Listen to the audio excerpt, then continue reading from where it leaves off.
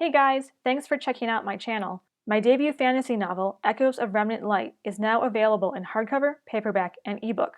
It's about a skyship captain who has to save her crew from an assassin's plot, and a young warrior who has sworn vengeance against the ruling magic users, even though she is pledged to protect them. It's similar in tone to The Wheel of Time in James Islington's books, so if you like either of those, I think you'll like Echoes of Remnant Light. It's a hopeful fantasy with action, some political intrigue, and magic that has become a valuable, limited resource. There's a link in the description, and if you enjoy my book, don't forget to leave a review. Thanks again for visiting my channel. One good thing has come out of the insult and fiasco that is Disney Star Wars. It finally got me reading the Star Wars Expanded Universe, or Legends, or whatever it's supposedly called now. I haven't dug very deep yet, and I've heard it's a very hit-or-miss adventure, but after reading the highly acclaimed Thrawn trilogy by Timothy Zahn, I'm encouraged it will be a worthwhile one. The Thrawn trilogy is composed of Heir to the Empire, Dark Force Rising, and The Last Command. It's set 5 years after Return of the Jedi and continues the story of Luke Skywalker, Han Solo, and Princess Leia Organa. Luke is struggling with what it means to be a Jedi. Han has adjusted to working within the law, but is still finding ways to outmaneuver the aggravating bureaucracy. Leia is trying to explore her Jedi powers, but keeps getting interrupted by the New Republic's politics. And Han and Leia are anticipating the birth of their twins. While the New Republic works to stabilize itself, a threat emerges in the form of Grand Admiral Thrawn, who wants to return the Empire to power and crush the Rebel Alliance once and for all. Thrawn is one of the main draws to this trilogy. He is a fantastic villain and a worthy successor to Darth Vader. He is calculating and patient, and his cold ruthlessness is more menacing than sudden bursts of violence. He is also really smart. Spoiler alert, he almost wins.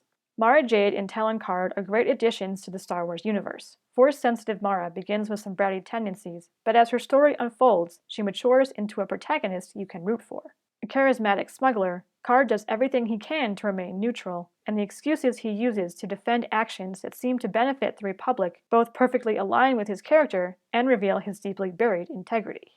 I really like Han and Leia's relationship in this trilogy. It's so refreshing to see a romantic relationship last and mature instead of continually restarting. The dynamic of their relationship is also pretty awesome. Han is as protective as you would expect him to be, but he recognizes and acknowledges Leia's capabilities, and when she finds herself in a situation she has to solve alone, Han trusts her to do so.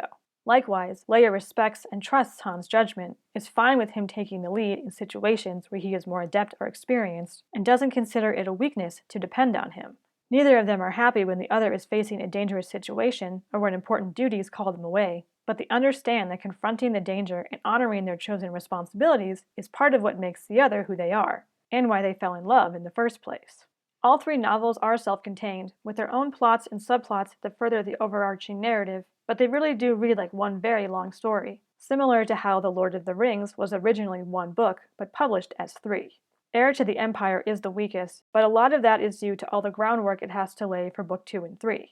The Noghri plotline feels disconnected from the main conflict, and it seems like it was created just to give Leia something to do. It does eventually fit into the primary story, but it is a plotline you'll have to be patient with.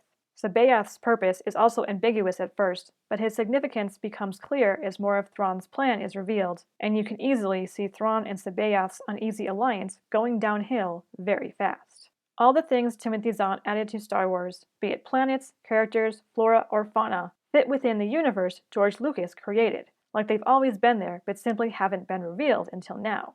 There are many nods and references to the original movie trilogy, but they aren't just teases to keep the reader turning pages in search of the next one. Zahn honors what came before while expanding upon it, making the salutes to the book's predecessors legitimate and earned. Including many familiar characters and executing action-packed climaxes worthy of the big screen, the Thrawn trilogy is the sequel Luke, Han, and Leia deserved. Expanded universes can get very messy very fast, and I'm anticipating I'll stumble into those messes as I continue venturing into the Star Wars books. But I am looking forward to finding the gems among the dross, the stories that respect George Lucas's films while imagining what else may be waiting in a previously unexplored corner of the galaxy. In other words, actual Star Wars, not Disney Star Wars. As far as I'm concerned, Heir to the Empire, Dark Force Rising, and The Last Command are the true Episodes 7, 8, and 9.